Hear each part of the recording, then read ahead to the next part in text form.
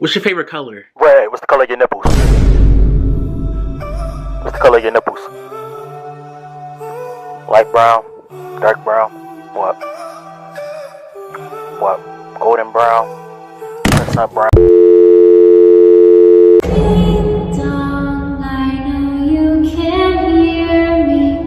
Open up the door.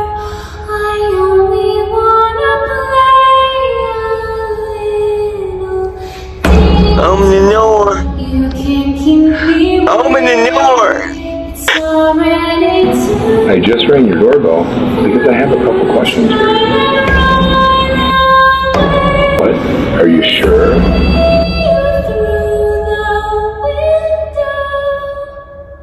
Hey, Creepy Crew.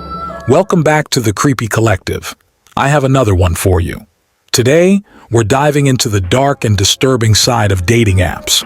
There's been a shocking rise in the number of people who go missing, are assaulted, and even murdered after meeting someone through these platforms.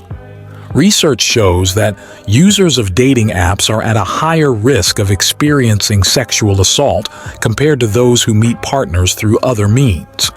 Watch as we unravel some of the scariest dating app stories and uncover the real dangers lurking behind those profile pictures.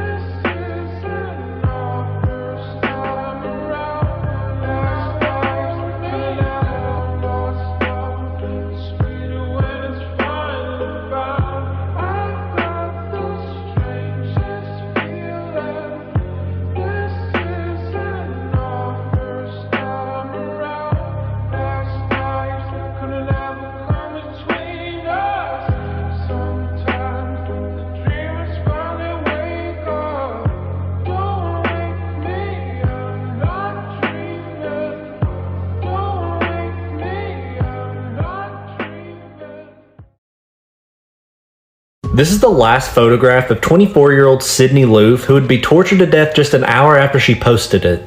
So Sydney Loofe was a woman who lived in Nebraska, and in 2017 she would go missing. The only clue that Sydney's friends and family had was that Sydney had talked about going on a date with a woman named Audrey that she had met off of Tinder.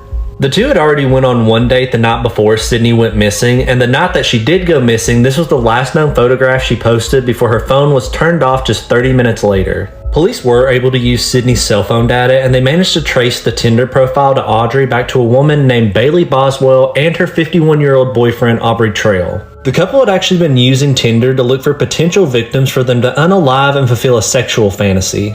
Bailey, under the guise of Audrey, lured Sydney back to her apartment where Audrey and her proceeded to torture her to death before dismembering her body into 14 pieces.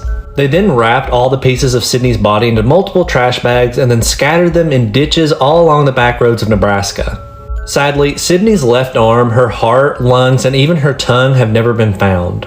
The couple was quickly arrested and found guilty, and Aubrey is currently sitting on death row and Bailey is currently serving life in prison. Are you on any dating app? And if you are, if you go on a date, do you send your location to somebody? I'm gonna show you why you should. Let's just call this girl Rebecca. Rebecca one day was on Tinder, swiping left and right, until one day she matched with the guy that she really liked. Let's call this guy Greg. So Greg and Rebecca go on a couple dates and they both really like each other. But they didn't want anything serious, so they started hooking up a lot, until one day she woke up with a really bad rash on her neck. She thinks it's an STD, so she goes to her primary care physician to get it checked and showed him this. The doctor was shocked, but took a couple tests and sent it to the laboratory. And guess what happened? After a couple of days of getting the test results, the doctor calls her back and tells her that she needs to come to his office immediately. And as she goes back to the office, she's greeted by not only the doctor, but a cop. She's genuinely shocked. The doctor asks her a couple questions of who she's dating, who she's talking to. Rebecca shares with her doctor that she's been messing around with a guy named Greg and proceeds to ask, why do you need this information? Which, to be honest, anybody would ask that. As the cop rushes out, the doctor proceeds to explain to her that this rash is caused by a bacteria that's only caused by two factors. The only way to get that bacteria is by eating dead people. The cop gets to Greg's house and searches his property with a warrant and finds that he has human body parts, organs in his fridge. Can you imagine? Like, what the hell?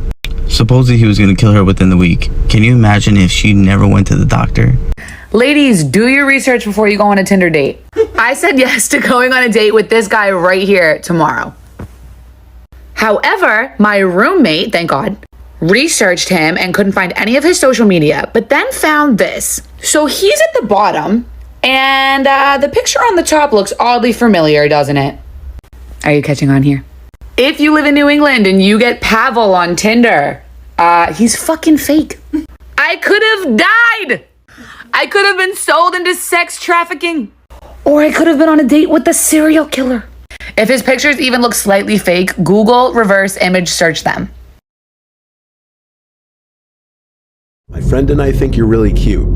I hope your friend is also a girl, LOL. She is silly. Well, I'm glad to hear that. Where are you ladies from? Then they share their locations, which aren't far. The other profile asks, are you busy tonight? Yes, I am. I'll be hanging with you two. Yes, wanna come around 10? Yeah, where do you live? Wait, actually our parents are both home. Want to meet at the park? We can find a place to hang there. I guess we can do that. My parents are home too, damn. What time should we meet there, 10? Yes. Okay, what are your numbers? Let's just message on here until we meet. Damn, I see how it is. Gotta earn your trust. Yes, we're heading over now, okay? Okay, Sam, I'll probably be there like 10:10. Okay, perfect. Where exactly in the park do you want to meet? We can meet by the statue on the dirt path. It's like a dog walking path. No one will be there this late. Then we could find a better spot from there together. Okay, I looked it up. I think I know how to get there. I'll message you when I'm there, okay?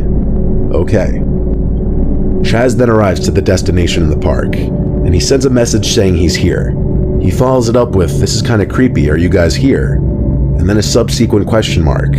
This was the last message he sent the profile before it unmatched him, and then he was left alone in the woods in the park on a dirt path completely void of any people.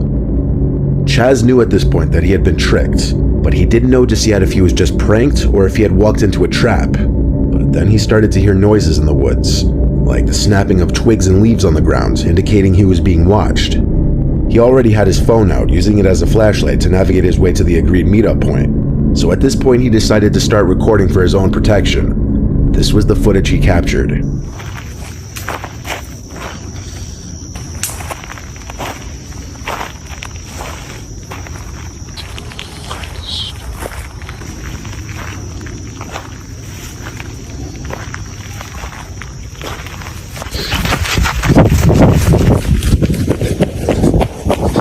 In this footage, you can easily see that as he pointed his light into the woods where he heard another sound, it revealed someone in the woods, who then started to run out from the trees and chase after Chaz.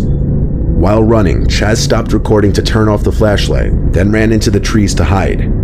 He started recording again when he thought he had lost the person chasing him.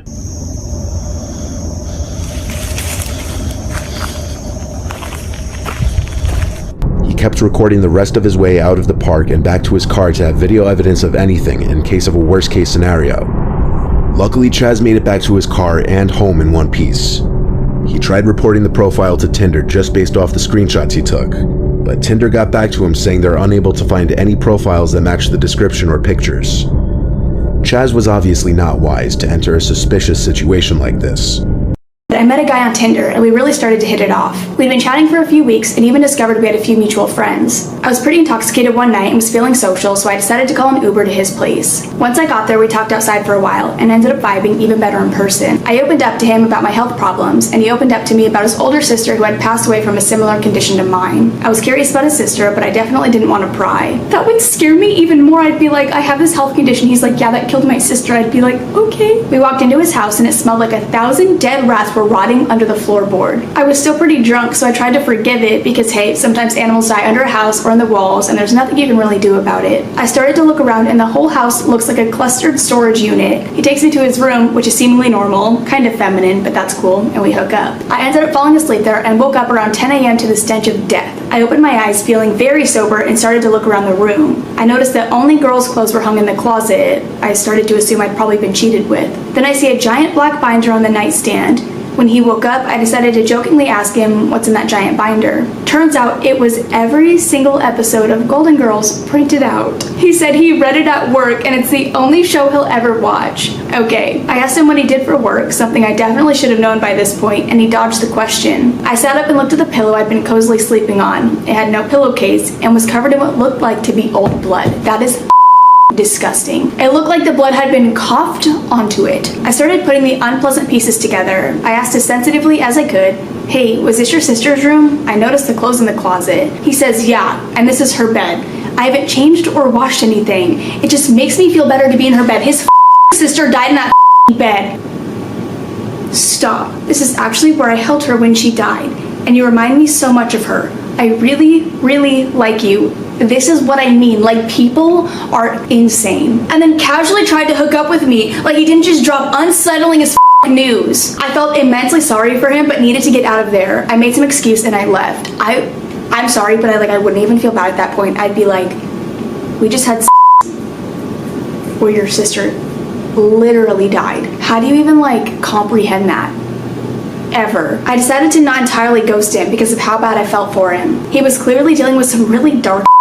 We kept in contact for a few weeks until I went on my Find My Friends app and I noticed that he had clearly taken my phone while I was asleep that night and shared my location with himself. I called him and went off. This was not my first rodeo with a stalker type and I was not dealing with it. He told me he couldn't believe I thought he would do that and I'm being a really terrible person dumping him because his cat had recently died. I blocked him. After he said that about his cat, combined with his tendency to hold on to things, it really makes me wonder what that smell actually was. Let's hope not, and though I hope he gets help, let's not meet again. Edit. I found from a mutual friend that his sister had passed away 10 years prior. He had those... Okay, there's gotta be something growing in that pillowcase. I'm sorry. Edit 2. I forgot to mention this, but he was strangely turned on while I was using a nebulizer with my inhaler. He said his sister had one of those. I'm 100% sure this turned him on. Edit number 3. I'm pretty sure he uses Reddit, and I didn't know this post was going to get this popular, so I'm kind of scared now, but oh well. Edit number 4. Golden Girls was on the whole time I was over. Don't know why I forgot to mention this. And somebody commented, they were like, I don't know why I expected the black binder to be a list of girls he had killed or something. Scary Tinder stories. Back when I was using Tinder, I matched up with this guy. He looked like an average Joe. A little bit taller than me. Tattoos, shaved head. He had a couple of piercings, worked at a factory. So we texted for a couple of weeks and tried to get to know each other. One day he asked me if I want to meet up at the bar. I said, sure, why not? 6 o'clock rolls around. I'm in Myrtle Beach, South Carolina, at Buffalo Wild Wings. 10-15 minutes goes by and he hasn't showed up yet. He finally texts, I'm here. I said, oh, where? He said, oh, I left my wallet in the car. I'll be right there. A few minutes later, he texts me, oh my God, I locked my keys in my car. He said, I'm going to have to wait for a locksmith to get here.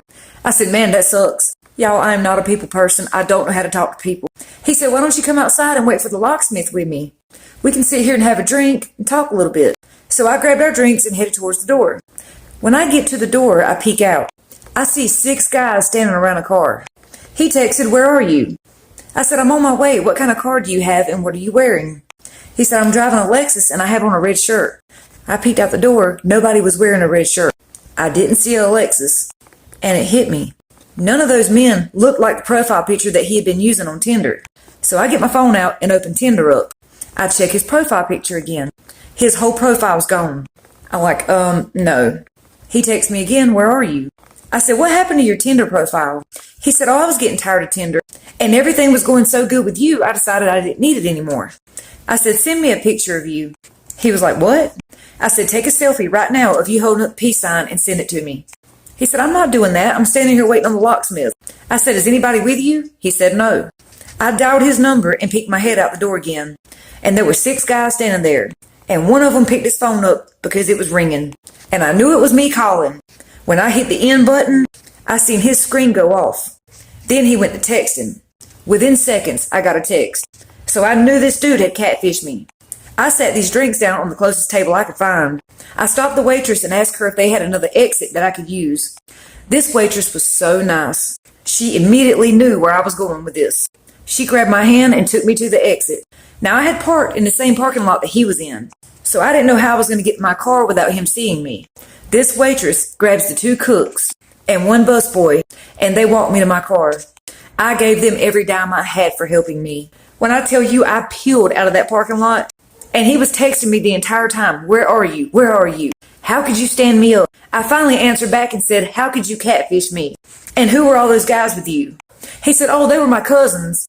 I said, "You bring your whole family to a first date?" "No." He said, "Oh, they just wanted to drink and watch the game with us." I said, "Yeah, I'm sure." I made it home. This man didn't look anything like his profile picture. He actually looked better than his profile picture. Between him catfishing me and bringing these 6, 7 other people with him, I knew it was a bad situation. Learn from my experiences. Get ready with me while I talk about the time I met a real life cannibal. So after I meet this guy, Joe, on Tinder, we start talking on Snapchat.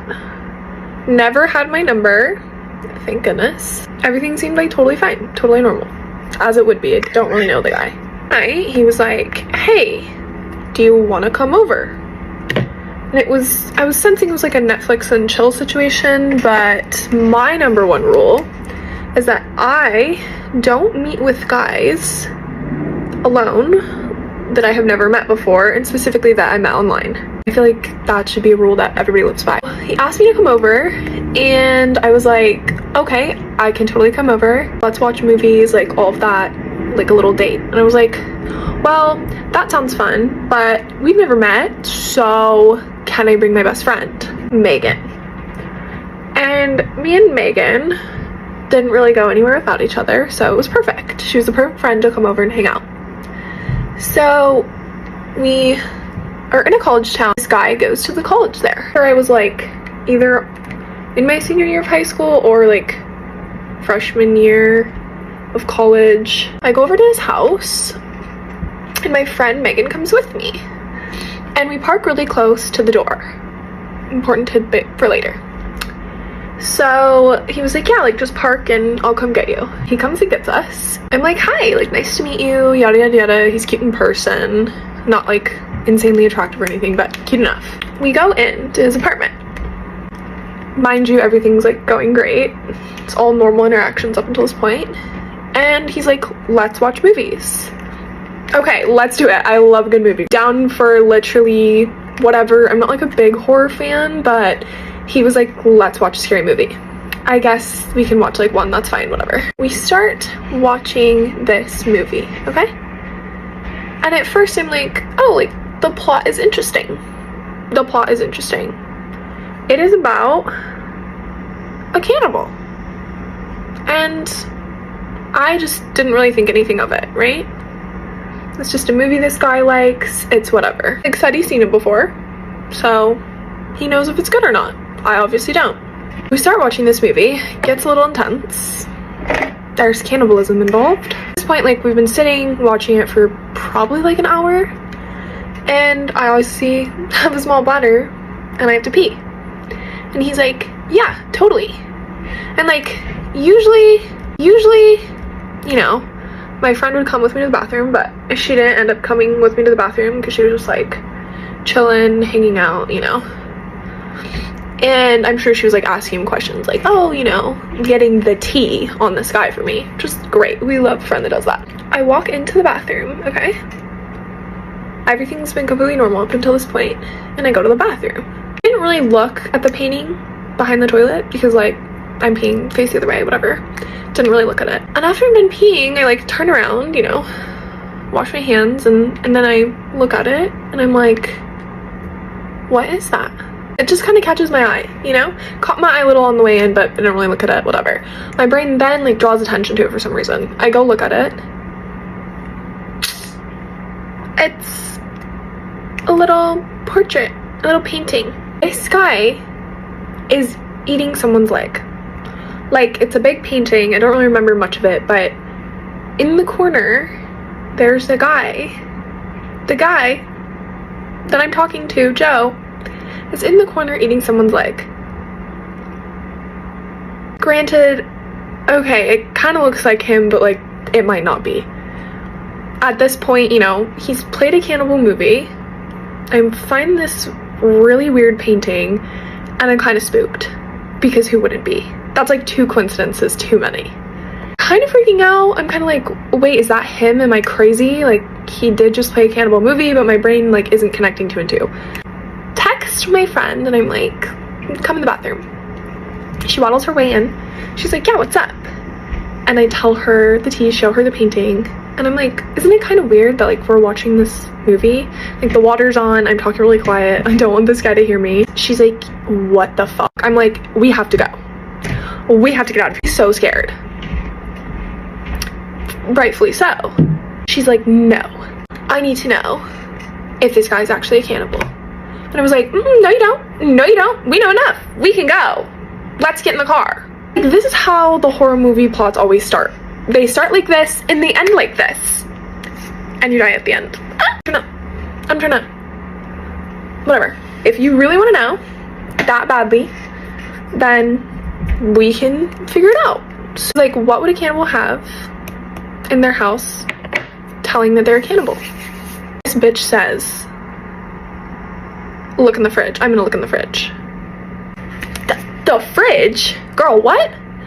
I'm like, that's like so obvious. Like, you're gonna go searching this guy's fridge, like, yeah, like get a drink, I guess, like whatever. She's like, it'll be easy. And I was like, okay, yeah, just like go ask him if he can like grab water. We sit down on the couch like it's totally normal. She says, I'm gonna grab like some water from your fridge, I'm really thirsty, and like starts like walking over there, and he's like, no. He's like, I'll get it, you sit down, I'll get the water. We're not like far from the kitchen, but it's far enough that he doesn't want us going in the fridge, it seems like. So sorry, comment for part 2. Never thought I'd be making this video, but part 2, get ready with me while I talk about how I went on a Tinder date with a real life cannibal. Sorry in advance, it's really sunny in my window right now, and I'm getting ready for an event tonight. I'm gonna put my eyelashes on first. I usually never do that in my makeup routine, but self-confidence issues, I don't know if I like how I look without them. Okay, so I'm good to chat about all the things. Where did I leave off? Him not wanting us to go to the fridge. Terrifying. Why was he so intense about it? I literally couldn't tell you. Couldn't tell you, babe. I text her and I'm like, girl, what are we gonna do? And she's like, I still need to know, obviously. So we come up, we hatch ourselves a little plan. The plan is, we tell him she isn't feeling good and she needs her meds from the car. I, being the girl I am, didn't want to go to the parking lot by myself. You know, I'm wanting to stay with him, like I want somebody to come with me, and she's obviously not feeling well, so what are you gonna do? You're gonna ask him to come. And he was like, okay, yeah, I can come with you. He's like, you know, you didn't park very far, but I was like, please, like, come, you know, I don't want to go out there alone, like, playing the damsel in distress. I basically in that moment kind of felt like, dare I say, a wolf in sheep's clothing? Or was he? Also, please keep in mind that, like, yeah, it's totally funny right now. I'm cracking jokes, hilarious, but in that moment, I don't think I've ever felt fear like that. He agrees to come out with me to the car, and, you know, this is gonna give her 5 minutes. Like, we park close to the door, it's not gonna take very long, but she has, like, a good amount of time to be able to go check out the fridge. And I go to the car, I have, like, a bottle of ibuprofen / like, other meds. I'm pretty sure I had, like, antibiotics or something, I don't know what it was. Those, we walk out, we come back to the apartment. During this time, my phone is going off, you know, I'm feeling it, I'm getting some buzzes. Since I'm like talking with him, obviously I didn't want to be rude, and simultaneously I didn't want him to see the messages. Get there, back into the apartment, he goes to the bathroom, and my friend's face is like, she's like, you know, silent mind reading thing that girlies do. Oh shit, okay, she found something. She doesn't tell me what it is over text. She tells me it's bad. I was like, Mach 10 level bad? She's like, Mach 15. She tells me what she found, and I'm gagged. I can't even believe it. So I make an excuse to him, and I say, oh, like, you know, we're tired, she's not really feeling good, we're gonna go. And he was like, oh, like, you're not gonna stay, like, I don't know, kind of being pushy a little bit. He wants us to stay, and at this time, I'm all hands on deck red lights, blaring alarms in my mind. I've seen enough red flags in horror movies to know this is when you get out. We might be too late, but luckily we weren't. She tells me everything in the car. Keep in mind, I've known this girl since high school, early years of it. I have not seen her scared like that in my life. And I've seen her do some pretty crazy things. She just looks at me and she's like, we were going to die. And that sets in. That fear sets in. Girl, what do you mean? Yeah, I've obviously seen enough. I've seen enough to be shitting my pants, but I couldn't even believe it. She tells me she opened the fridge. There was a crock pot in there. Searches the whole fridge, and then eyes land on this crock pot with a lid. She decides to look inside. Opens it. There is a fucking finger in there. A digit in a dark colored liquid.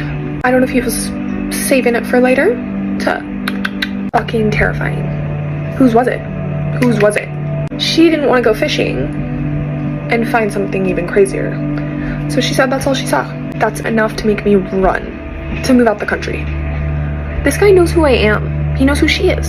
He was going to take us somewhere. I can't even believe that. A Tinder date. The aftermath of that, she called the police. She reported what she saw. I'd seen the newspaper months later. Local cannibal. Girls, this is a reason why you never go on a Tinder date alone, not in a public place. Just alone in general. Make sure somebody knows where you are at all times. Somebody has your location. You told someone you're safe. That's the scariest thing out of all of this. Because if I would have gone alone, what would have happened to me? Stay safe out there, girls. In December of 2018, 21-year-old British backpacker Grace Millane was meeting up with a Tinder date that she had met in New Zealand. She was going to celebrate her upcoming birthday. The pair were seen enjoying drinks at various bars throughout the night, before the two of them walked back to his apartment arm in arm. But the next day, on Grace's 22nd birthday, she was nowhere to be found. Concerned family and friends tried to reach out to her from thousands of miles away, but her phone was going to voicemail. So who was this mystery man? And could he have had anything to do with her disappearance?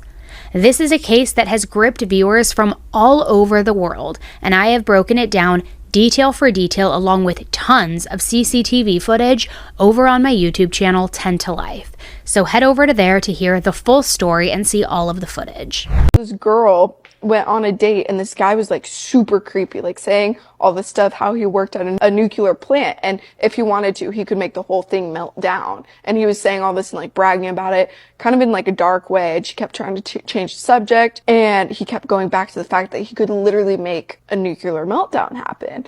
And so she, after the date, she was like very back and forth, like, should I report this guy? Because this is like a safety concern for thousands of people around, you know, the nuclear plant and, you know, nuclear fallout and all that. So she ended up reporting him. Well, he found out and like cyber stalked her, found out where she lived and all this stuff. And then craziness ensued. My friend met a guy on Tinder and went on a few dates with him for about a month. One day, she decided after a date to finally invite him to her house for a drink. During these drinks, she started feeling some weird vibes from him, so when it was time to go to bed, she asked him if he would be okay with sleeping on the couch in the living room. He said yes. For some reason, she decided to lock her bedroom. She's always been a little bit paranoid. And then she went to sleep. In the middle of the night, she heard her door handle move. She woke up and asked him, "Are you okay?" thinking maybe he was looking for the bathroom, and he didn't answer. She got very spooked and called the police. The police arrived, and she warily opened the door and told them he was in the living room. A police officer went into the living room down the hall and came back. He got on his walkie-talkie immediately and told her not to go into the living room. Apparently, there was a bunch of knives in the living room floor and plastic over some of the furniture. Had she not locked the door, she would probably be dead. Always trust your Holy fuck, that's one of the craziest stories we've had on this pod if it's real. Mental.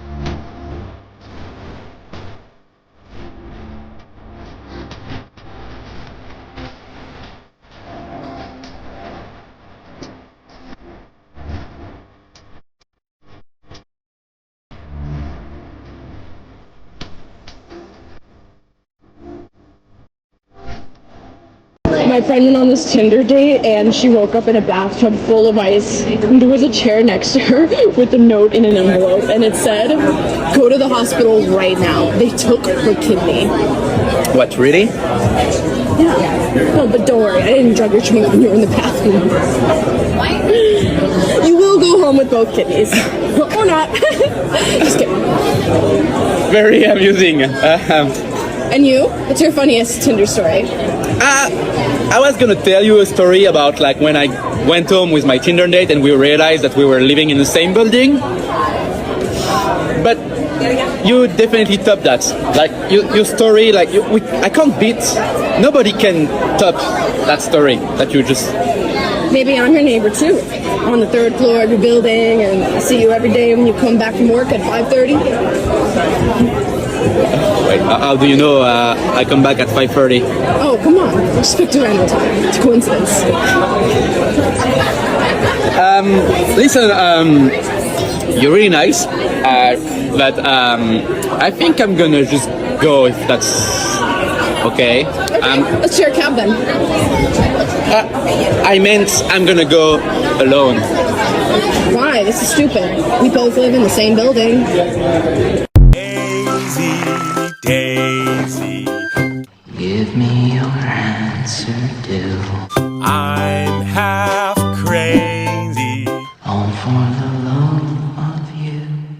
The scariest Tinder dates. This was November 2016 in Glasgow, Scotland. I was desperate, I must admit. I'd been single and alone for some time, and it was driving me crazy. That's when I met Laura.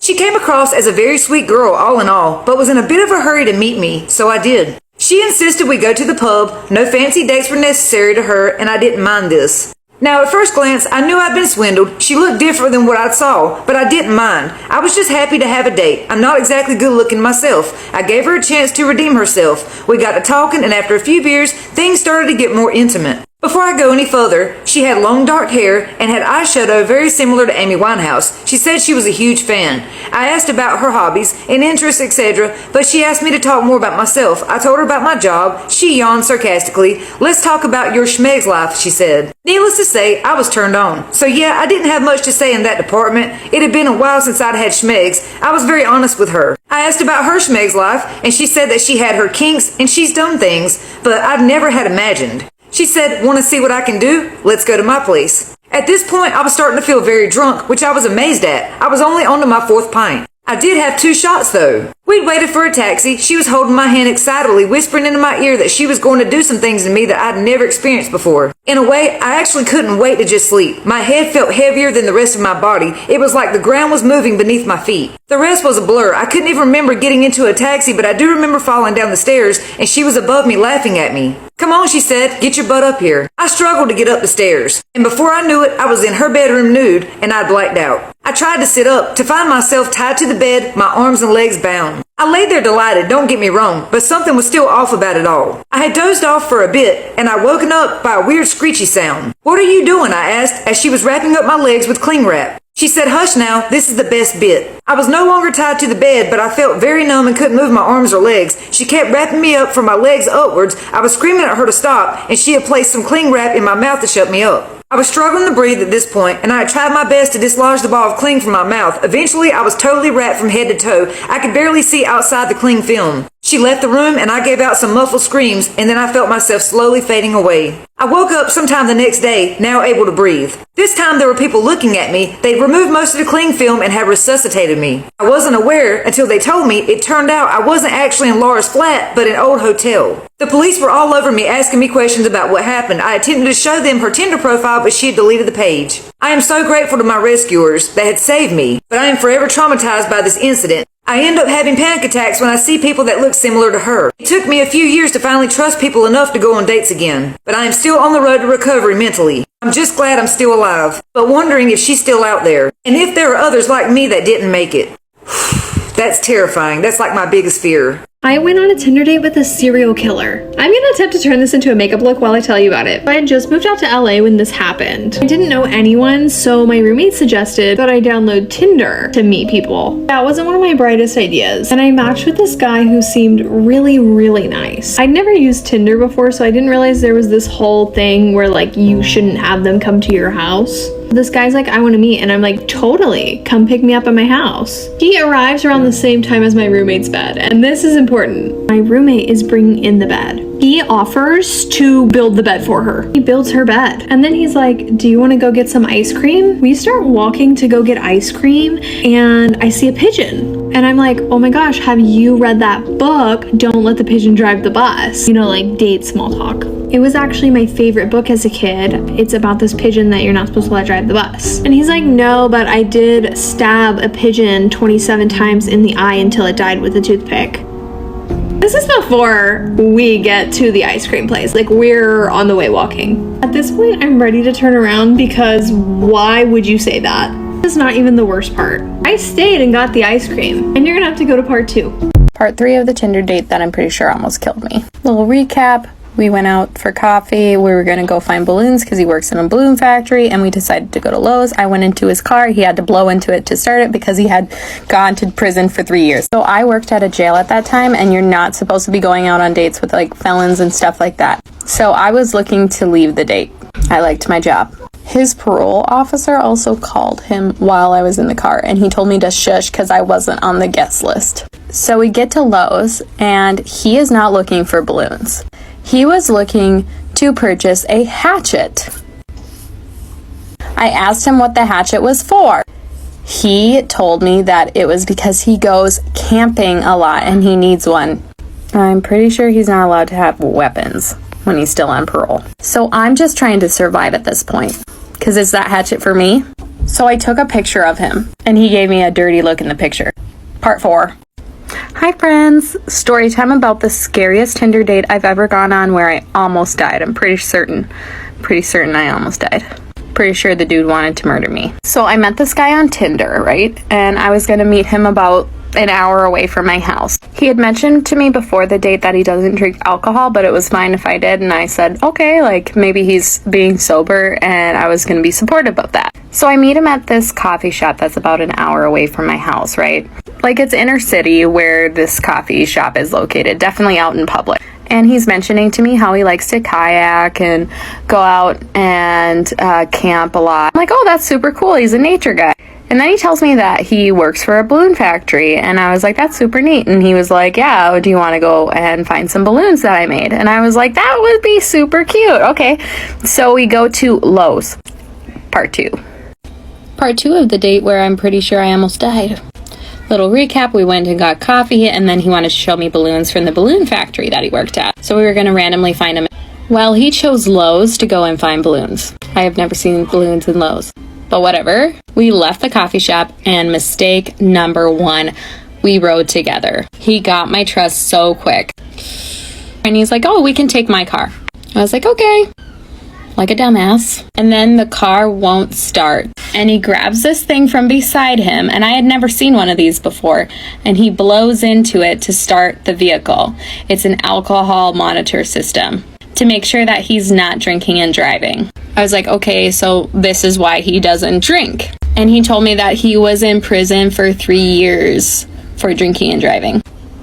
Part 3. Part 3 of the Tinder date that I'm pretty sure almost killed me. Little recap. We went out for coffee. We were going to go find balloons because he works in a balloon factory, and we decided to go to Lowe's. I went into his car. He had to blow into it to start it because he had gone to prison for 3 years. So I worked at a jail at that time, and you're not supposed to be going out on dates with like felons and stuff like that. So I was looking to leave the date.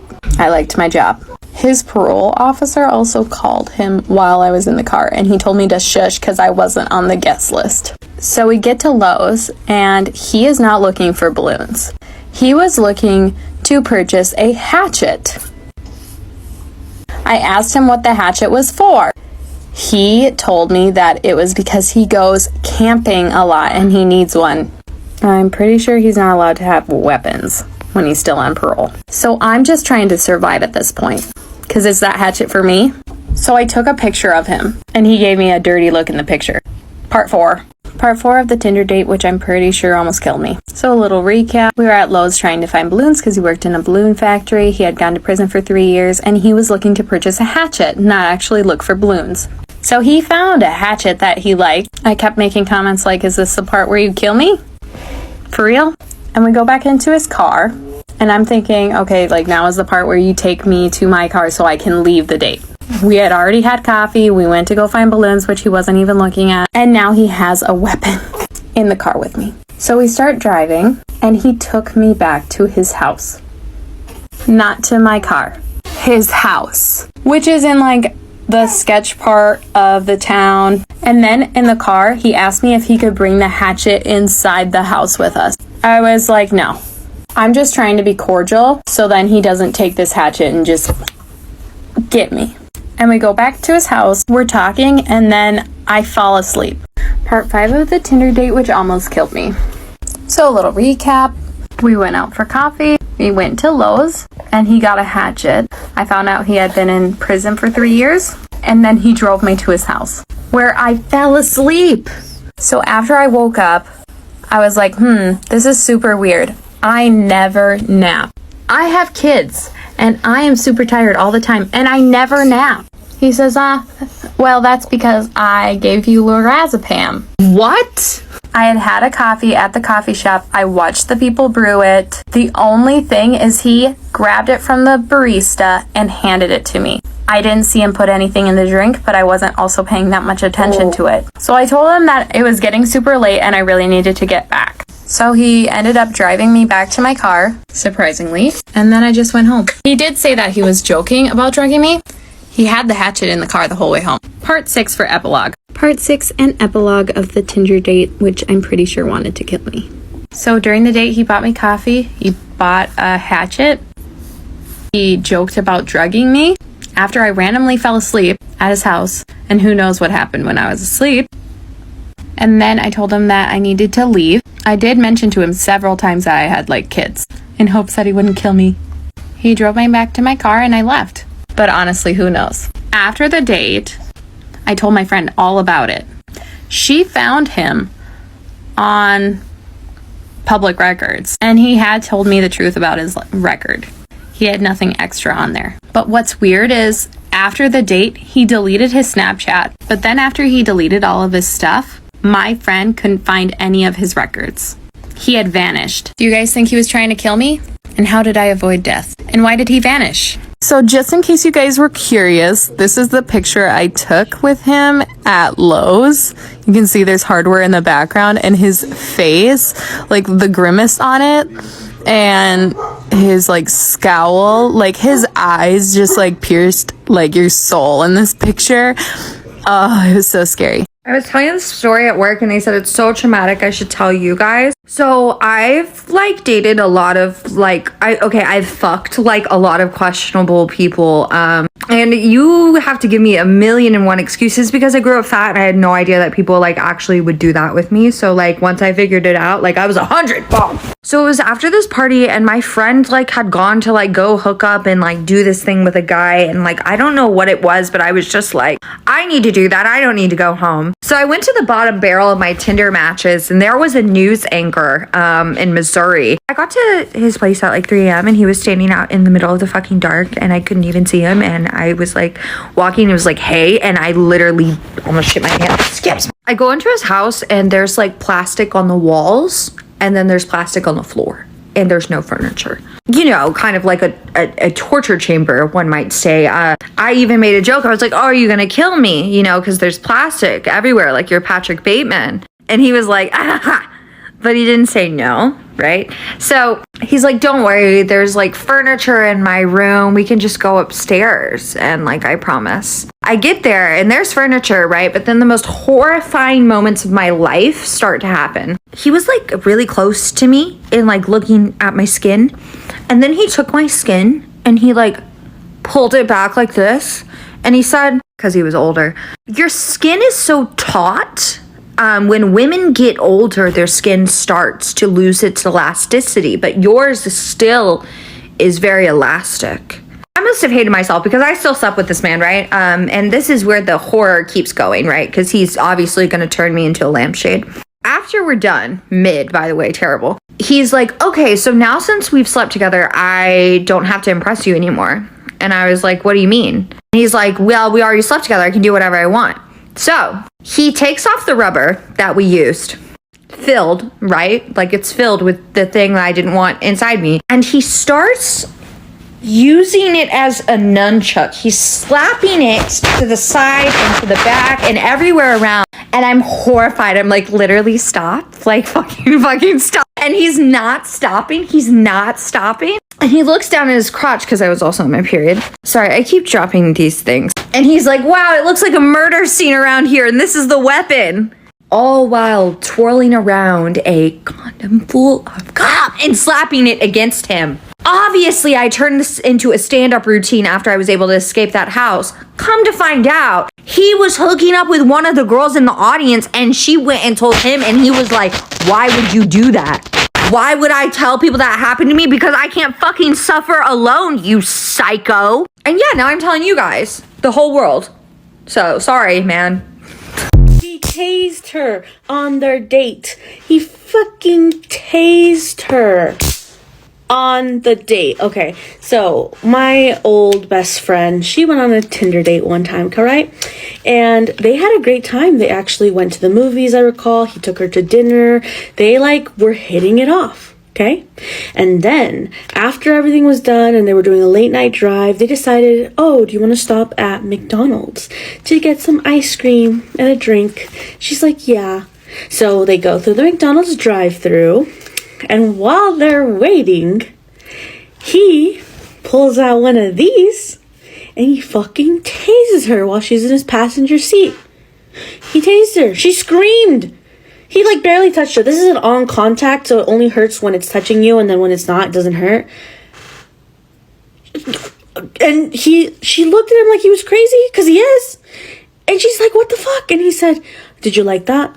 And she was like, no. And he was like, well, some people like that. I like that. And she was like, well, then ask. And she got out of his car and she ran away. I never talked to him again. This was years ago. She had a lot of crazy stories. I had a lot of crazy stories with her. But now that I have one of these, the thought of just sitting in someone's car and somebody just on a date after it went well, what the fuck?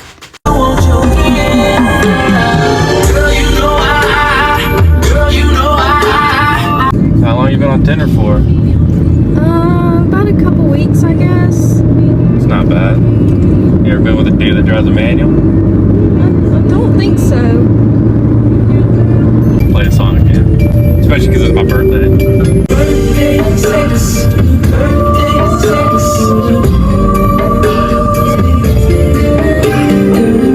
Birthday sex. Birthday sex. I just love driving this manual because I just feel so in control of the car. This thing pulls so hard.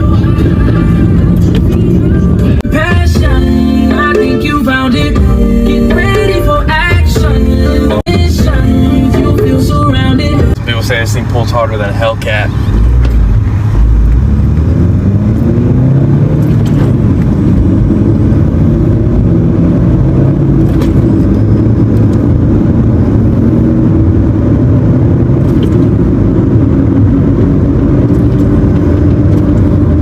So where are you trying to go?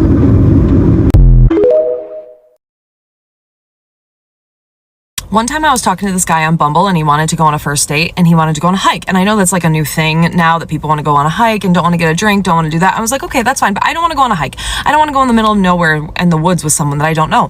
I was like, well, how about a park or something? He's like, no, I want to go on a hike. And I was like, okay, you're going to go on a hike by yourself then. I'm not going into the woods or into the middle of nowhere with someone I don't even know, sir.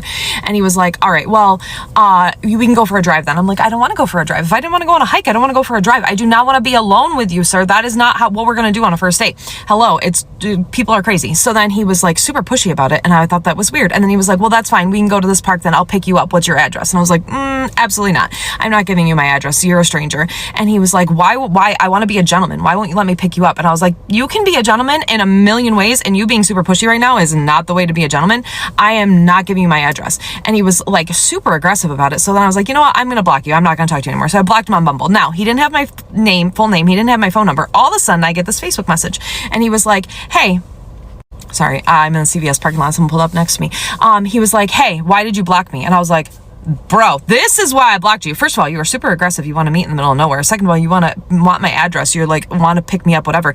And now you found me on Facebook. I do not know how. Like, I blocked you, and unless you had my images saved and then you Google image search me after, like, why did you even have my picture? Like, how could you even find me after Bumble? So then I blocked him on Facebook, and he finds me on Instagram. And I was like, bro, you are boo, boo, boo, like setting off all sorts of alarms. So then I got back on Bumble, and I like reported him to Bumble, and I was like, hey, this is what's going on.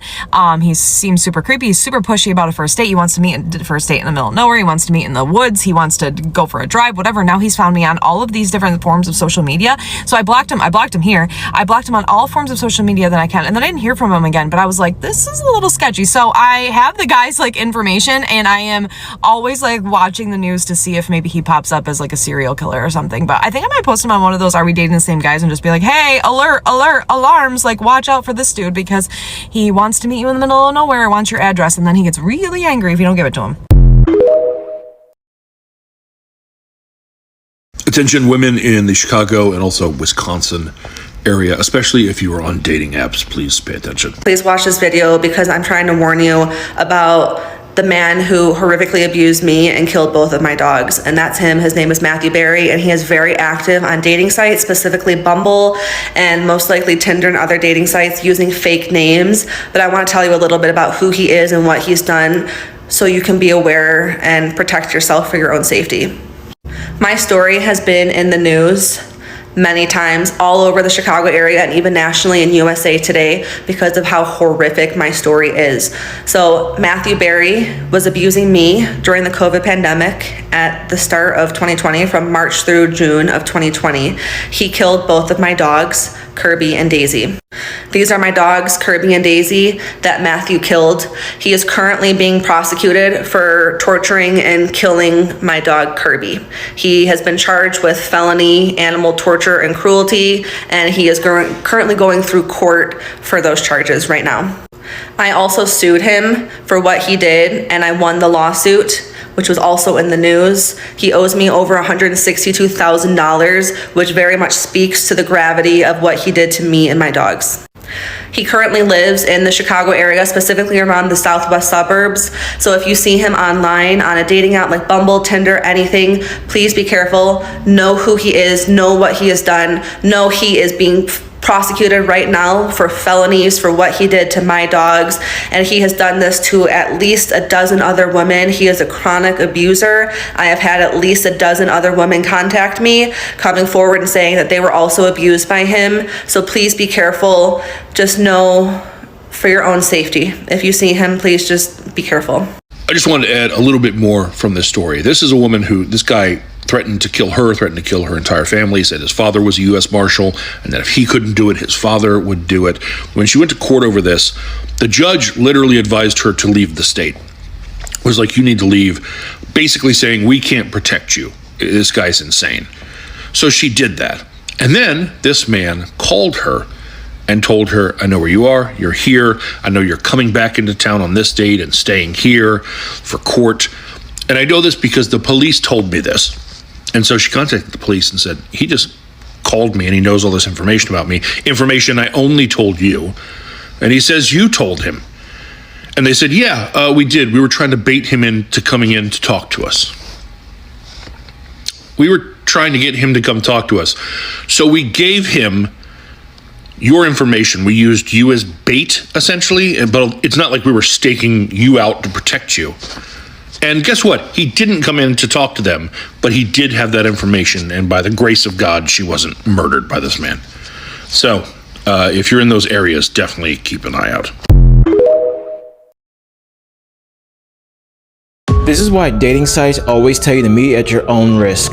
This is 18-year-old Emma Cusack, and she lives in Las Vegas, Nevada. She is currently being charged with open murder, robbery, and grand larceny of a motor vehicle. And here's the story behind all this. Now, in March or April of 2023, Emma Cusack has signed up for a dating site called Bumble, and even though you're supposed to be 18 when you sign up for it, she was actually 17 at the time. Shortly after signing up for it, she ended up meeting this man. I'll be honest, I don't know how to pronounce his last name, so we're gonna call him by his first name, which is Charlie, who was 36 years old at the time. Charlie lived in Glensdale, California, where he met Emma on a dating site. Now, Charlie and Emma would text each other periodically and have conversation with one another, even though Emma stated that she did not want to have any kind of romantic relationship with Charlie, but they still communicate back and forth. So then one day, Charlie told Emma that he'll be visiting Vegas and see if she wanted to hang out with him, and she agreed that she would. So on June 28th of 2023, Charlie had arrived in Vegas, where he checked into the Luxor Hotel and Casino. Now, once Charlie had checked into the hotel, he went ahead and messaged Emma, letting her know that he was in town and where to pick her up at. Now, it is still unclear whether Charlie knew that Emma was still underage or not, but after meeting her, he decided to go grab some alcohol and then go back to the hotel room. So now the rest of the story is based off the interviews with Emma, and so this is what happened once they got to the hotel room. Now, Emma would state that once they got to the hotel room, they had started drinking, and during the time period they was drinking, Charlie would go ahead and put out his and show it to Emma and state that he liked to go hunting. Now, in cases like these, I would find kind of weird because I understand carrying one of these with you is for protection, but to show it on the first date is kind of a red flag. But she would then say that Charlie would put on the nightstand next to the bed. She would then say shortly around 1 a.m. they both fell asleep, but then a couple hours later, that's when everything escalated. Now, Emma would say that Charlie woke up around 3 a.m., waking her up, trying to kick her out the hotel room because she was coughing profusely throughout the night, and he didn't like that. Now, Emma was saying that while Charlie was trying to kick her out the room, she got desperate because it came to find out that she didn't have no money and nowhere to stay, and plus she was trying to avoid both her parents and law enforcement, which sounded like she was a runaway. So she said she impulsively grabbed his off the nightstand and pointed at him and told him to run his pockets. She wanted his keys, his money, and his phone. In situations like this is when you comply and do everything they tell you to do, in which this is what Charlie did. And so in the process of giving her his car keys, he went ahead and lunged for her trying to get the gun back, in which she impulsively pulled the trigger, which unalived him. Now, there's two conflicting stories, where one story saying he was hit once in the head, and another story they saying he got hit twice in the head. So I'm gonna go ahead and say he was hit once in the head. So with Charlie incapacitated, Emma went ahead and took his car keys, took $300 in cash he had in his wallet, as well as his phone, and then stole his car. Now, Lisa only made a couple blocks in the road before she abandoned the vehicle, and then ended up getting an Uber to an undisclosed location where she contacted law enforcement and told them what she did. Emma would willingly turn herself into police, where she was checked into the juvenile detention center. On July 26, which was Emma's 18th birthday, she was transferred to the Clark County Detention Center. And because of how severe the crime was, she is being charged as an adult, and this is the reason why she's being charged as an adult in the first place. Most states have changed their laws where you don't have to be 18 to be charged as an adult, depending on what the crime is. So in this case, for murder or attempted murder, you can be charged as an adult at the age of 13 on up. Whereas any other crimes that can be considered a felony, you can be charged as an adult at the age of 14. There are even a couple of states where they don't even have an age limit when they can charge you as an adult.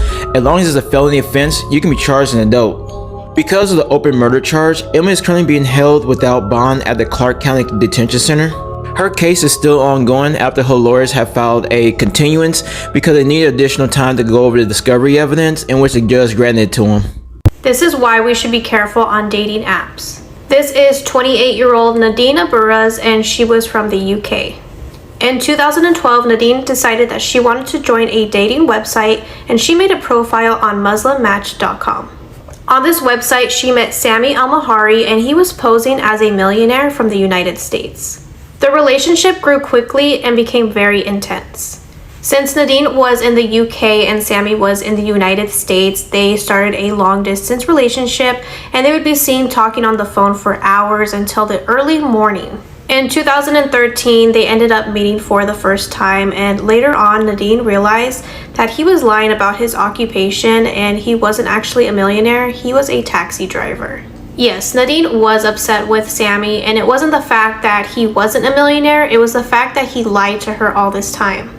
Unfortunately, the relationship quickly became abusive, and Sami would leave Nadine covered in bruises. On December 30th of 2014, Sami had visited Nadine in Cardiff, UK. He went to Nadine's home but got into an altercation with her brother, so he was asked to leave. Sammy was staying at a hotel pretty close by to Nadine's home, so that's when he gave her a call and told her that he had actually left his passport at her home and if she could bring it to him. They ended up going to a nearby restaurant, and around 11 p.m. is when they made it back to the hotel. An hour later, Sammy was seen at a casino with some fresh scratches to his face. Sammy then took Nadine's car to the airport and he took a flight to Qatar. The next day, around 12:20 p.m. was New Year's Eve, and Nadine's body was found in that hotel room. Police had discovered that Nadine's laptop and phone were missing, so that could only mean that Sammy had these. Soon enough, Nadine's family were getting text messages from her phone, and this was Sammy. He was just taunting them and basically telling them that they were going to be next. On January 19th, 2015, Sammy was located in Tanzania. He was arrested and brought back to the UK. Sammy claimed he was suffering from abnormality of mental function and that the voice of God told him to kill Nadine. In 2016, Sammy was given a life in prison with a minimum term of 17 years before being eligible for parole. A Texas man is charged with aggravated kidnapping after investigators say he held a woman captive for 5 days without food or water after meeting her on Bumble. 21-year-old Zachary Kent Mills was arrested on December 30th after the victim escaped from Mills's apartment and ran to a neighbor for help. According to court documents, the victim agreed to go to Mills's apartment on December 24th after meeting him on the dating app. She told investigators Mills tried to have sex with her, but when she refused, he physically assaulted her and wouldn't allow her to leave. She says Mills hit her with a closed fist and bit her, and later beat her with a screwdriver handle. The victim told investigators Mills held her for 5 days without food or water. She was only able to escape his apartment when Mills left for his father's house. According to court documents, the victim had bite marks, cuts, and severe bruising across her entire body. After his arrest, Mills posted $50,000 bond. He's required to remain on house arrest. So I'm not saying that that man is a narcissist, but at minimum, he's a very toxic and allegedly violent, dangerous person.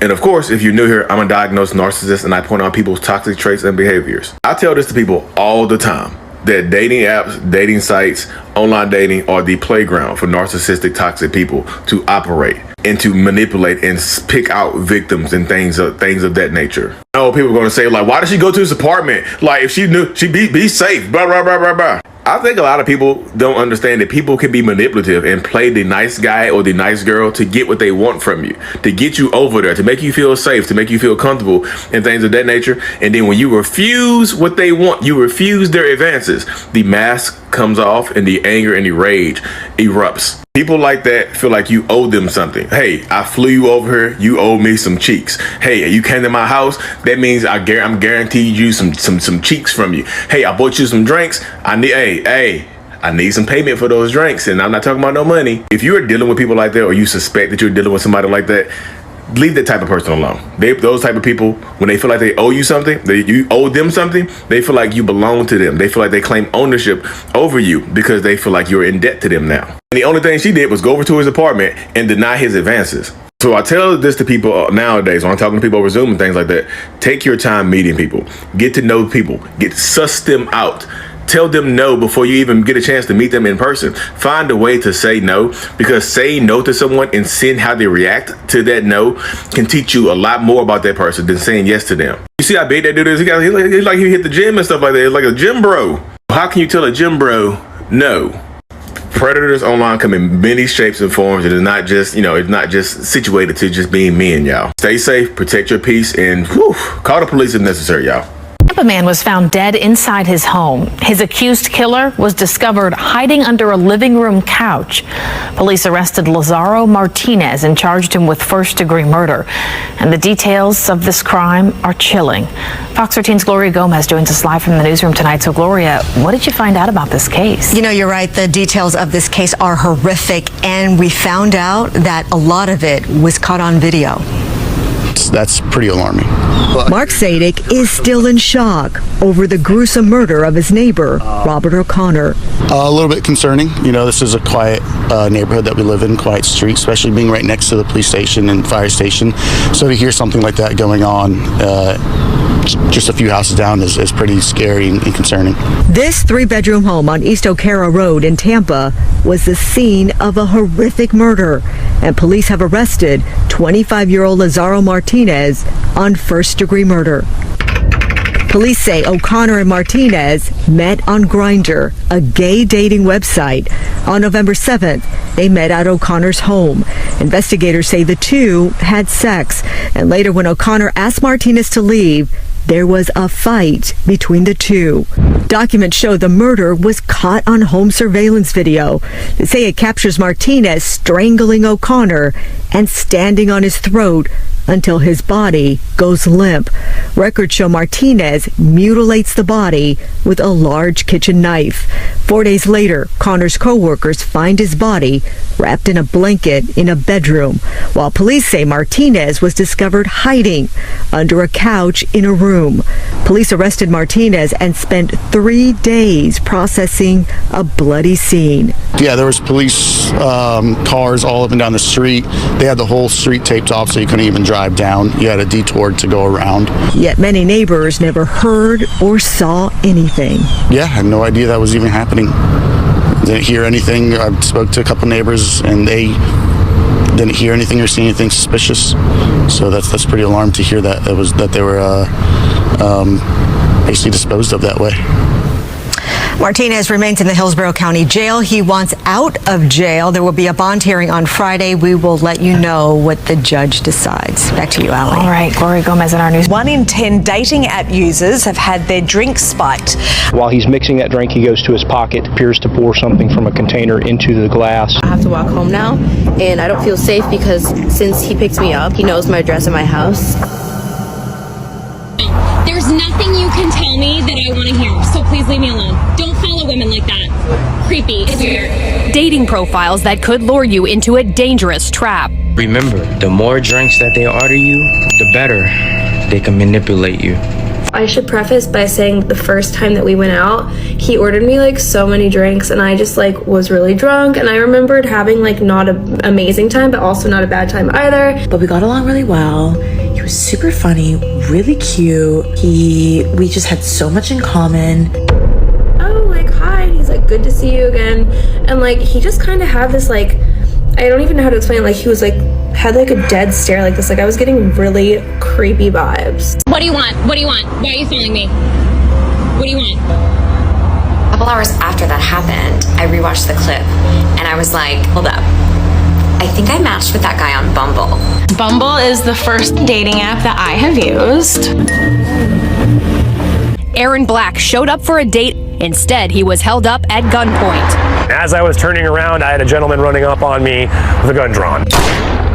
There's just certain signs you gotta pay attention to, or else. It's a playground for narcissistic, sociopathic, psychopathic men. There was a lot of off signs when it was on this date. Grace, poor innocent Grace, couldn't tell because he was taking her to bar after bar after bar while having a lovely time, while making her drink it up so she couldn't see all the signs. What am I saying here?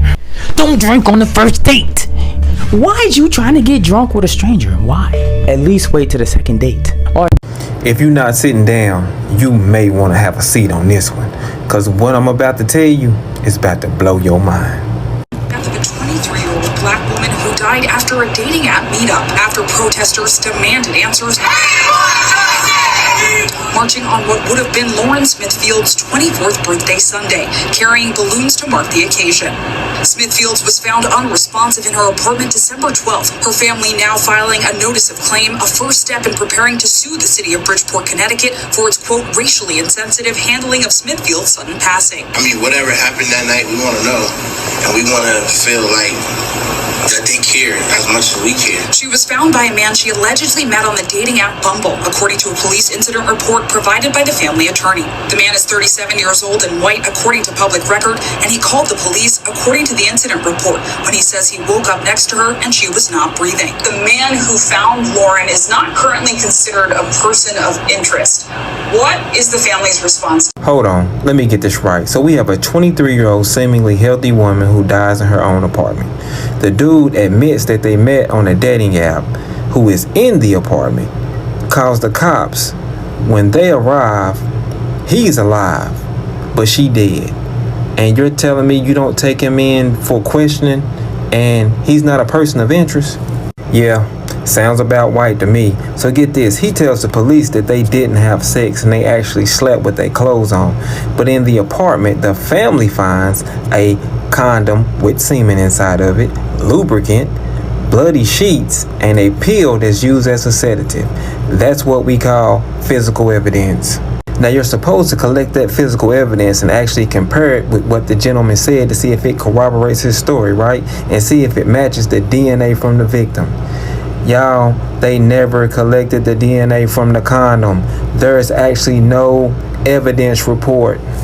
You heard me correctly. The family collected the evidence, not the cops. And here's the problem with that. Now you have a chain of custody issue. Oh, it gets much worse, y'all.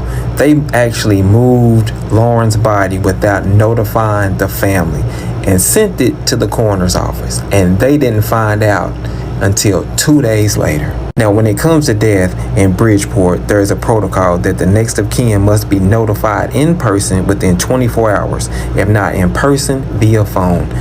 Y'all, they had the emergency contacts and didn't even let her family know. And the only reason they found out is because they couldn't get in touch with her.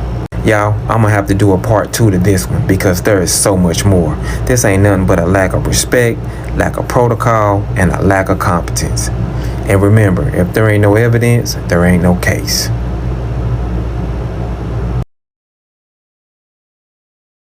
Is now an accused killer. 33-year-old Maxwell Anderson is charged in the death of 19-year-old Sade Robinson. Fox 6's Durante Matthews was in the courtroom today and joins us live now to break down what happened.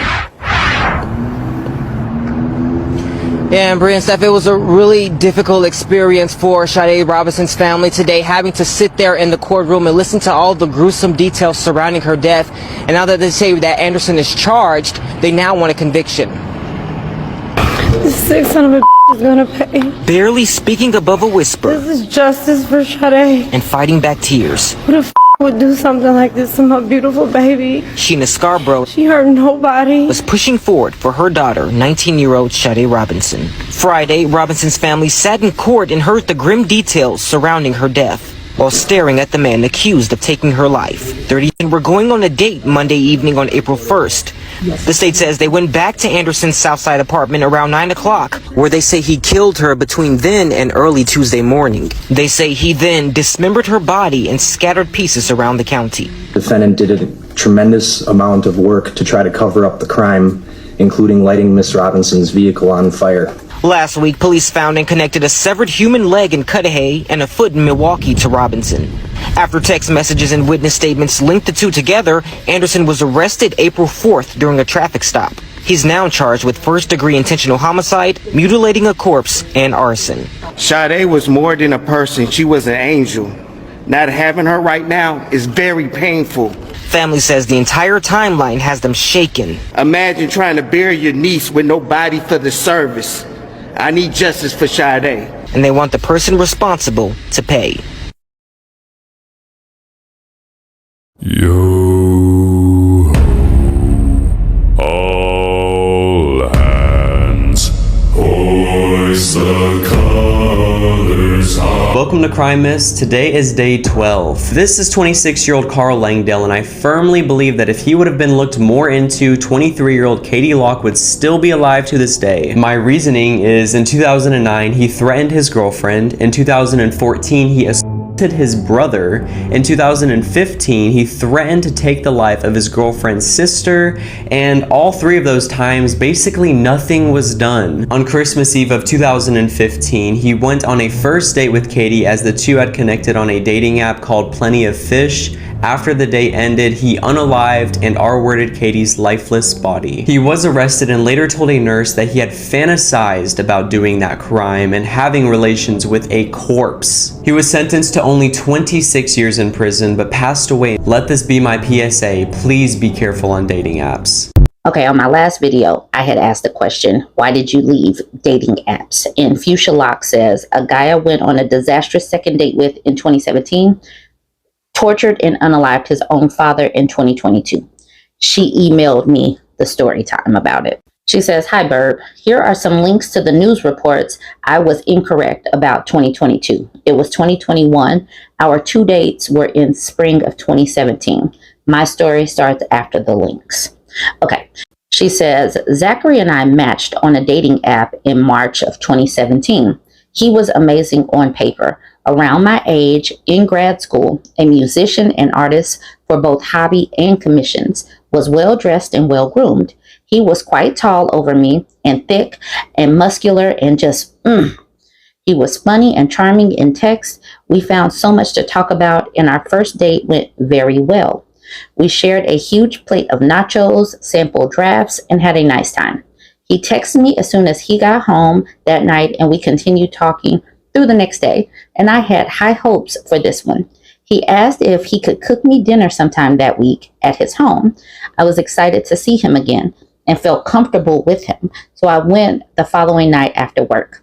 I work long hours on my feet as a hairstylist, and the fact that this tall, chunky teddy bear of a man wanted to dote on me was pretty much my dating dream come true. He promised a home-cooked meal, comfy couch time with him, and his very cute Westie Terrier.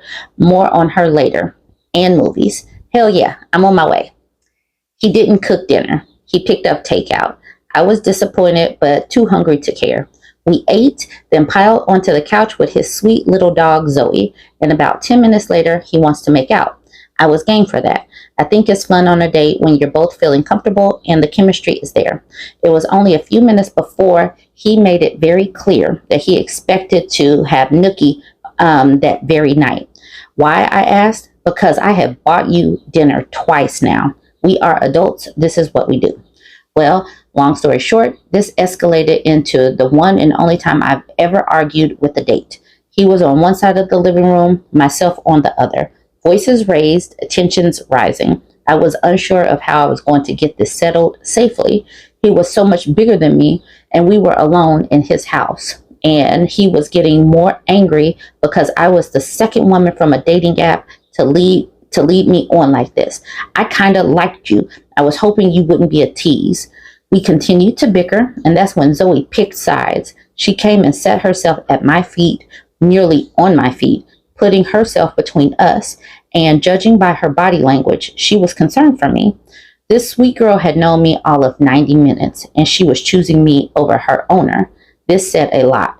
I knew I had to get out of there. He then informs me that if we're going to make nookie, it needs to be right now, because he has to get in the car in a few minutes to make a 2.5-hour drive to New Orleans to go to a party with a friend that night, and now he's running late. This offended me even more, and we argued some more, but I wanted out.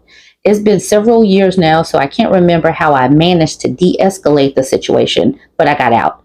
I was in survival mode. I got my purse, keys, and phone, and pretended not to be angry or scared. I made it out safely with the dog watching me hustle to my car, though I was tempted to be like, Zoe, let's go, get in. We never spoke again.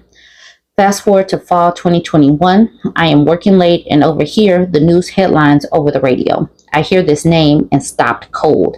He had tortured and unalived his father. It was days later that his motive was revealed to be that he asked his father for money and his dad said no.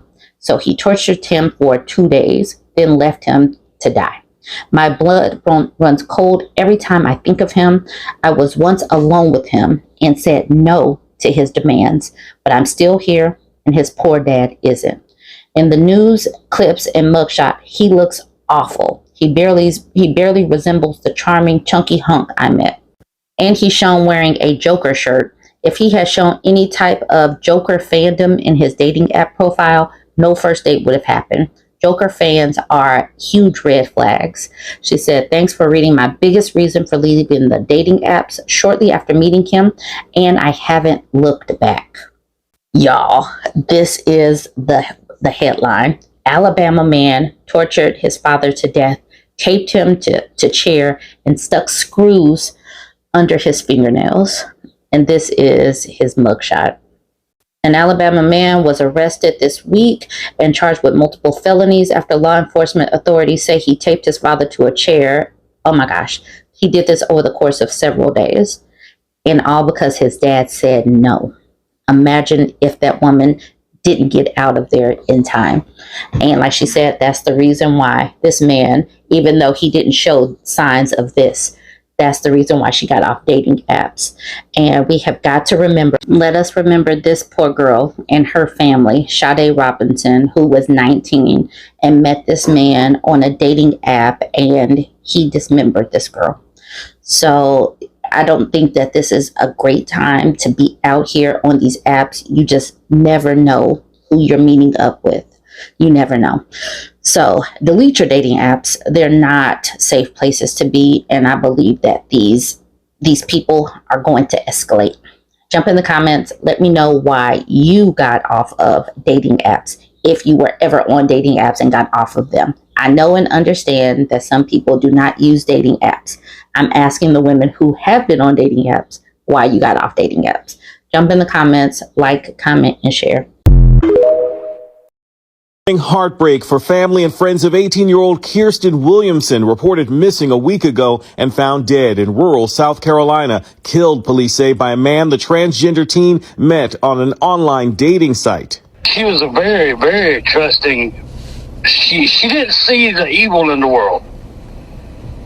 That didn't register with her. Police believe suspect Joshua Newton picked up Williamson from work for their scheduled date, then drove to his home 2 hours away and killed Williamson. Authorities not revealing how, but they say Newton's girlfriend helped hide the body, which was found on the side of a road 2 miles away. I think they had planned on meeting up and spending some time together, going on a date. And that's where, when she met him, that was the plan. And unfortunately, it ended in the loss of her life. To think that somebody could take somebody as innocent away still sleeps with a teddy bear. Promise Edwards was a close friend of Williamson, whom she knew as Jacob, and says they had discussed a plan to stay in touch while Williamson was on the date and even share Williamson's location using an app. We had a whole in-depth conversation for days before this, and all Jacob kept saying was, it'll be fine, he's the sweetest, we're so much alike. Police say the risks involved in online dating are well documented. One study found 81% of people lie about themselves on their online dating profiles. Another survey found 46% of Americans now believe dating sites are not too safe or not safe at all. Joshua Newton is charged with first-degree murder, his girlfriend with obstruction of justice, and accessory after the fact. Police did not say what dating site the victim used. To the local Hmong community. Our Pauline Lee joins us live in the newsroom with what we know so far. Pauline? It's definitely a devastating loss. Tuer Jang was a well-known local artist as well as an activist. He founded Hmong Minnesota Day at the Minnesota State Fair in 2015. Also won a number of awards for his work to close the racial divide. His family is calling his death indescribable. A local Colombian newspaper reported Jang was taken while out on a date and the kidnappers demanded a ransom. It also says his body was found earlier this week on Monday. Born in Laos, he and his family fled to the United States after the Vietnam War. He also graduated valedictorian from Humboldt High School and received his degree from Carleton College. In a statement on social media, his brother says Jang dedicated his life to building bridges across cultures, giving a voice to those who may not have one, and worked towards justice for all. Senator Amy Klobuchar also released a statement saying Tuer was an incredible person who was constantly working to uplift his community. She also adds her office is working to bring his body back to Minnesota. Now, as a tribute to Jang, his brother says that the family will be creating a foundation in his name. His brother says channeling their grief into supporting a cause dear to his brother would be a fitting tribute to his legacy. But a lot of reactions are pouring in this morning. We're going to take a look at some more coming up in about half an hour or so. Absolutely. Just such sad news, too. So sad. It had such a huge impact on our community here. Pauline, thank you. It just hurts so bad without my daughter here. The family says they're angry the lead investigator did not detain for questioning the unnamed man Lauren met on Bumble, who reported her death to police at her apartment on Plymouth Street, where the body was discovered. The world has expressed a dissatisfaction in the way this investigation has been handled. When I asked him about the guy, he just made it seem like the guy was a nice guy. It was nothing to investigate. The family also claims they were dealt with, quote, dismissively and told to stop calling. Police have said all along they can't comment until the medical examiner releases the cause of death. I'm calling on the Bridgeport Police Commission, who has broad oversight powers over the Bridgeport Police, to ensure that this family... My first experience in dating apps was meeting a guy who had a body in his closet. So that was a bit of a shocker. Hi, Dash. And it didn't go well, clearly. I was severely traumatized. And I didn't use dating apps again for 3 more years. So if you had a better experience on any dating app at all, let me know. I just started using dating apps again, and I'm currently off, but they're still not great experiences. Not great people. Not as bad as the first one, but still not that great. So I hope your dating world is going a little bit better. Clearly Dash is I just saw an ad for a dating app called Jigsaw. I personally would not join a dating app named after the murder dungeon puppet. I'm just not into it. Alright everyone, this is Feisty Black Magic. So let's go over this story today. This young lady who was unalive and her body parts were found. It's time to get up off these dating apps. You have to be very suspicious of these folks from the dominant society. We have a target on their back and they're trying to take you out. So you're not safe around none of these kings and you ain't safe around none of these people. Get off these dating apps. Be safe. Let's watch. A new search for remains in the killing of a 19-year-old Milwaukee woman. Prosecutors have charged Maxwell Anderson with homicide, mutilation, and arson in the death of 19-year-old Shade Robinson. She was last seen on a date with Anderson April 1st. On April 2nd, someone found a severed leg in Cudahy's Warnemont Park. Prosecutors say DNA evidence shows that it is Robinson's. Remains found in other areas have not yet officially been linked to Robinson. As 12 News' Emily Polfall reports, Robinson's family and friends are looking for more volunteers in the search. Now we want y'all to look up the bluff and down on the ground. Y'all know what y'all looking for? Yes. Okay. Just want to warn you. Grit and determination through grief.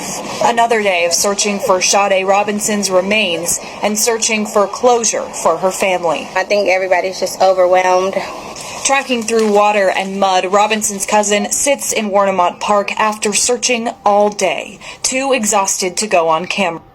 And let me stop it there. Like I said, black women, you have a target on your back. These black males sit here 24 hours a day, 7 days a week with the I Hate All Black Women podcast.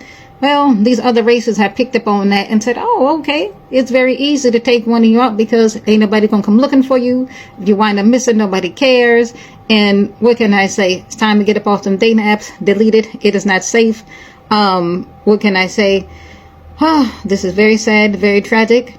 It's time to get up off them dating apps. Leave that alone. It's just not safe. And I'm out. This is the story of how I was almost unalive on a Grindr meetup, and I'm going to try to keep this as fast as possible. So if you have any comments, questions, concerns, please leave it down below and I'll elaborate further on certain details. I was 18 at the time. This person hit me up. They were 47. Do the math on that age gap. We make plans. The plans were supposed to be I give him a back massage because I did not want to do anything in that realm. I was not prepared for that, and that was just supposed to be the end all be all. So he gets to my dormitory because I was in college at the time, and then he proceeds to kind of like want me to do other things and try to like pressure me to doing other things I didn't really want to do. But because I was in a situation where I was not really, I was just like, in my mind, I was like, if I just go along with it, then it'll just get over faster and then he'll just leave and I don't have to worry about it ever again. So I just went along with it. So in the middle of the deed, out of nowhere, without any prior knowledge of him being into this or wanting to do this or anything of the sort, he then proceeds to put me in a headlock, like full on like choking me, and covers my mouth and pinches my nose. So I'm fully incapable of breathing and I'm 100% suffocating at this point. I sound very calm when I say this, but I think it's just because it's been so many years that I can just like, and I've told this story so many times that I've moved on from the whole being dramatic part. Anyway, as I'm on the verge of blacking out because he is not letting up, he's a lot stronger than me, I cannot fight him off in any regards, right? This is the end, I'm gone for, right? That was like kind of like my mindset. He finally lets me go, and you know, he finishes, if you get what I'm saying, and he's like, wow, that was great, thanks. And then he proceeds to get off the bed and then start getting dressed. And I'm like hurled up in a ball in the corner of my bed, confused, and just like, what just happened? Since I was just like literally sitting there in shock and not saying anything or like being responsive, he then feels the need to proceed to tell me his whole, I guess, life story and spill, as if I wanted to know that information at all. Then he feels the need to tell me about how he regularly speaks to a therapist about his weird obsession with younger guys and how he enjoys trying to strangle them to the verge of death during intercourse. And, you know, that is definitely information that anybody would want to know beforehand. But that was not information that was given to me. Then he feels the need to tell me that his best hookup was with a 15-year-old, as if, I don't know why he felt so comfortable telling me that information. I don't know. He leaves, and yes, I can elaborate on details of the story more, but I had to keep this under 3 minutes. So yeah, that's the story. It actually happened in 2019. I'm pretty sure this guy's name is the same name as the actor. It was about this guy named Kevin Bacon. Long story short, bro, he was on Grindr, I believe, and he met this dude, Mark, but he was 51 years old, super older than this guy, bro, Kevin, because I think he was in like his 20s or something like that. These guys ended up meeting up off of Grindr, and when they meet up, he goes and just stabs him in the back of his neck. Damn near like from the first like couple minutes of them kicking it, stabs him in the back of his neck. Dude falls on the floor, you feel me? Kevin falls on the floor. He notices he's still not dead, so he goes and he slits his throat after, right? Fuck. He picks bruh up, because I think he went to like his place, which is crazy as fuck, killed him at his own place. He hangs him up from like his ceiling, and he's just letting him like drip, and this is super weird, like draining all his blood. Yeah, but he's doing it in like a garden, and he starts using his blood to like fertilize the plants and stuff like that. Would that even work? Bro, apparently it was, which is super fucking weird. It just started growing. Bro, yes. And then he was like... This horrific case is why you should never meet strangers off the gay dating app Grindr. So on April 11th, 2022, the body of a man named Aidan Moffat was found brutally unalived inside of his home in Sligo, Ireland. The very next day after Aidan's body was found just a few miles away, the body of 58-year-old Michael Snee was found brutally unalived inside of his home. Both have been brutally beaten, tied up, and then unalived by being stabbed multiple times before both were decapitated and their severed heads placed on their beds. The day after the second body was found, a third man would actually go to police with a story about how he actually survived a similar encounter with a man that he met off a Grindr. Using this information, police were actually able to track down 23-year-old Yusuf Polani and bring him in for questioning. Yusuf fully admitted to unaliving Aidan and Michael and stated it was because he hated gay people and that he wanted to unalive as many gay people as possible. Now, despite stating that he hated gay people and that he wasn't gay himself, there was actual physical DNA evidence that showed that he had sexual encounters with both Aidan and Michael. Yusuf is currently serving life in prison. Story time on how a sneaky leak stole my keys. So do you ever have those nights where you're just like, I'm really lonely and I just will take any affection? I had one of those. Typical Pisces. So I had this guy come over, and first of all, his pictures did not match. They're about like a 3-year difference between the ones he sent me and then what he looked like. And from there, the red flags just kept piling on. I wasn't really feeling the, sneaky link. And I ended up being like, alright, getting dressed and like kicking him out basically. Not in a mean way. One key thing to remember is as we were getting dressed, I handed him his keys, right? We're gonna make this work. So the next day he messages me and he's like, oh, I'm sorry, I was just super nervous and also high, so that's why I couldn't perform. I was like, it's fine, but this is gonna be a one-time thing, blah, blah, blah. And then the next day he messages me and he's like, oh, I took your keys. And he said it was an accident, and we discussed like, okay, so you're gonna come drop them off at my job because I can't go there, I don't drive. It'll just be more convenient. He gives an time and everything that he'll be there. Doesn't show up. And then proceeds to ghost me for like 3 days. And I message him a lot because I'm like, I need my keys, this is inconvenient. And also you're weird for taking them in the first place. Like what? So 3 days later he messages me like, oh sorry, I was with my son. Your son? I'll be able to bring them to you now. I'm like, okay. Oh my god. This is exactly why I fucking hate glitter. Anyway, he proceeds to gaslight me and says he's gonna come and drop them off at my job, and he doesn't end up coming at all. So the day after he said he was gonna come, he messaged me really late so that way I'm not at work. He's like, I'm so sorry, I'm just so terrified of meeting you because I feel like you're really mad at me. What? You mean to tell me the guy that took my keys, not on accident, held them from me for 4 days, essentially is a stranger and wouldn't give me another way to contact him, is terrified of me? He was like, oh, I'm just so bummed about what you said. Bitch, give me my fucking key. So I sent him a location because I guess he completely forgot my address, which is perfect. I sent him a random location to meet, and it was really sus, the whole entire thing. So he pulls in, by the way, this is at a Walmart at 9 o'clock at night by myself, meeting this weirdo. So he pulls into this Walmart parking lot. So he pulls up and he's like, do you want to come in my car? I'm like, hell no. And then he starts like looking for the key, and he takes like a minute just like searching his car. I'm like, you better fucking have my key. Don't play with me. Then he gets out of his car, gives me my key, and he's like, I'm sorry. You know what I do? I take my shit and walk away. He's like, I'm sorry. I keep walking, and he texts me like, hey, do you want to ride? I'm like, no. He keeps texting me and he's like, what can I do to make it up to you? I said, send me money, bitch. And long story short, I have my keys and another 40 bucks. Asked for more, but that's all I could get from him. Chef's kiss. I knew this look would come around. One more thing, he also asked to be my sugar daddy. Tell me the moment that scared the ever-living shit out of you on Grind. Alright, picture it. North Carolina, 2015.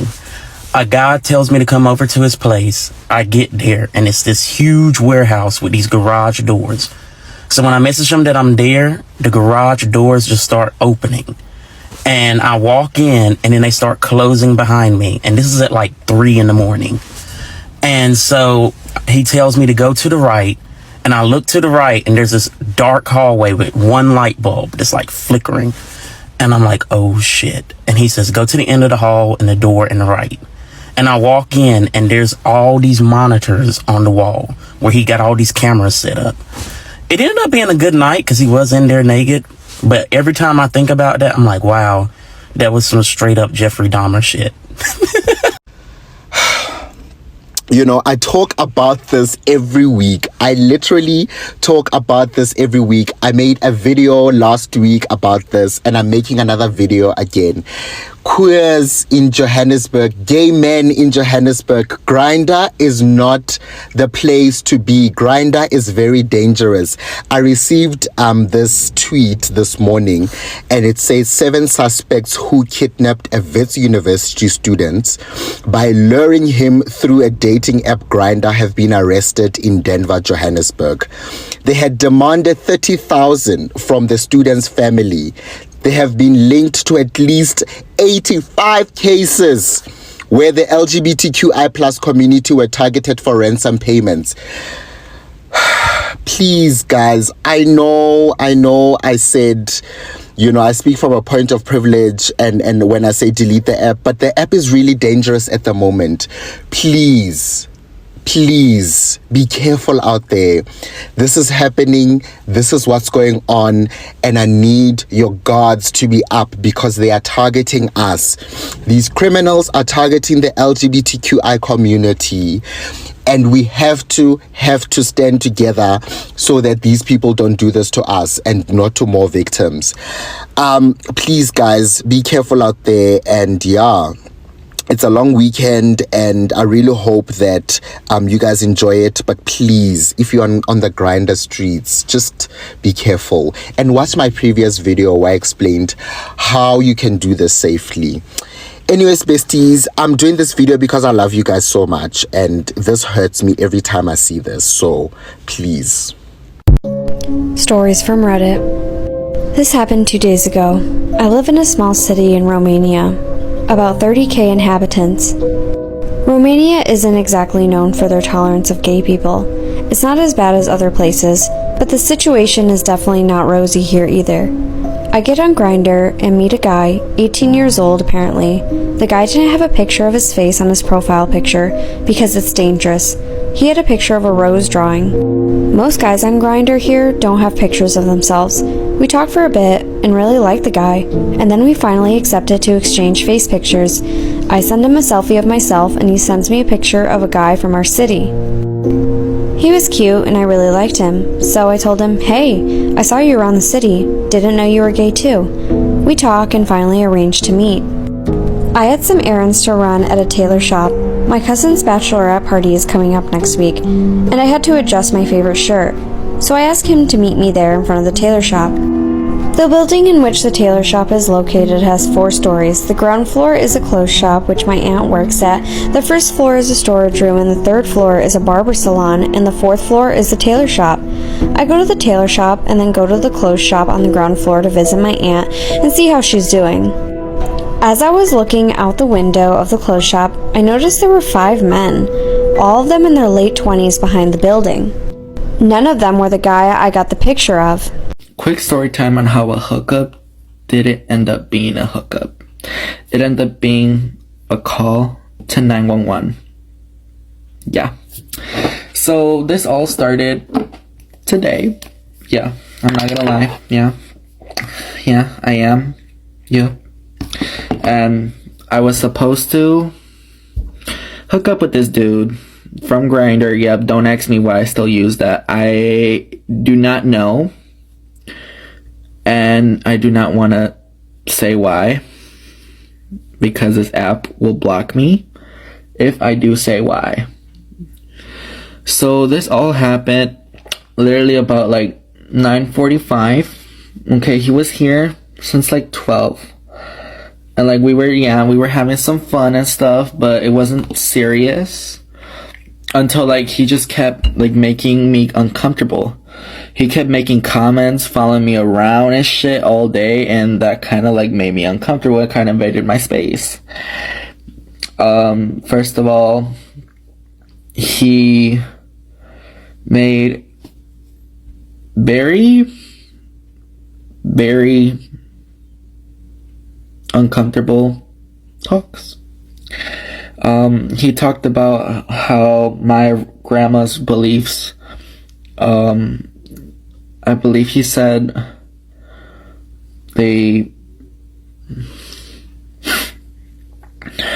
sorry guys, I had to stop and rethink this because I don't want to go through with this video because I felt really uncomfortable not talking about it, but of the situation. So he literally was judging my grandma's beliefs, and let me tell you this, my grandma's grandpa just passed away literally not that long ago.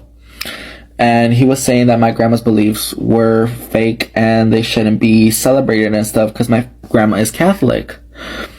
And I literally turned me off completely. Like, no. Like, that's a no. And I kept telling me, you literally just insulted my grandma. And he kept denying it. And he said, well, I'm sorry for insulting your grandma. And he just kept saying it in a rude ass way. Not the way that I'm saying it. The way he was expressing it was rude. He kept yelling, laughing hysterically, and acting like he had some type of power over me. I'm like, dude, this is just a hookup. Like, nothing more. And I got really pissed. One, because this wasn't supposed to turn out the way it did. We were literally only supposed to hook up, and he literally made me super uncomfortable. And follow up for part 2 because part 1 is finishing. Thank you.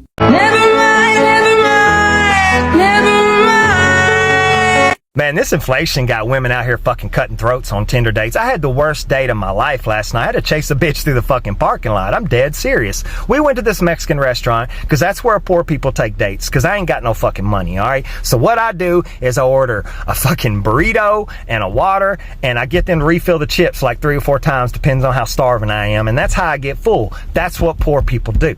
She was celebrating waking up that morning or something. I don't know what she was so fucking happy about. She just consistently keeps ordering double shot top shelf tequilas. And after the first one, I was immediately like, girl, now you're going to pay for that, right? And she's like, I would not ask you to pay for my drinks. And I was like, all right, cool. She gets about 7 shots in. She's like, I gotta go use the bathroom. And she's completely oblivious to the fact that I can see the bathroom door from our table. So she picks up her purse, she walks towards the bathroom door, then immediately takes a right and starts sprint walking towards the fucking exit. And it took my dumb ass a second to realize what was going on. And once she actually opened the fucking exit door, I immediately went into survival mode because I couldn't pay for all this shit. I was like, stop her! She's a dasher! She ain't paying for her food! And I get up and I take off running after her ass. Man, 2 Latino waiters answered the call immediately. They were out there before I was. They're like, Señorita, stop! This drunk bitch puts her hands up like we're the fucking police. So they wrangle her ass back into the restaurant and I go back in there because I ain't a crook. I was going to pay for my little burrito and leave. And when I asked for my part of the bill, they're like, no, the bill has to be paid in full before either one of you leave. And I was like, I can't afford to pay for all her double shot tequila. And she's like, I ain't got no money. So he's like, well, I'm going to have to call the police. Well, I'm thinking logically, call the police because she's the one that ordered all this shit and can't pay for it. Would you believe they sent a cop that probably ain't been laid in 3 fucking years and she starts smoozing him immediately, lying through her fucking teeth. Like, he told me to leave. He said he was going to pay for it. And I tried to interrupt her and the cop was like, be quiet, all right? I need to hear what she has to say. And I'm like, after listening to her fucking web of lies, he finally comes over to me and I'm like, look, bro, I got proof that I wasn't going to pay for all that shit. I ordered a bean burrito, bro. I couldn't even afford to get some chicken or beef thrown in there. It's a flour wrap and bean. If that don't scream, I ain't got no fucking money, what does? And he was kind of like, now I'm pretty sure the cop believed me and he was like, look, man, this bill has to be paid or I'm gonna have to take you both to jail. Now I'm way too pretty to go to jail. So I immediately am like busting out my glasses and I'm like opening up my Venmo and my PayPal, seeing if I can move from here to here to here. And I finally got enough money in my bank account to cover the fucking bill. And from now on, it's just Netflix and chill. There are no more dates for me. I'm done. And it's gonna be a while before I can Netflix and chill because about an hour ago, the Netflix charge came in on my Venmo and Venmo denied it. So if anybody has like a fucking Netflix password that they'd like to share with me, I would definitely appreciate it.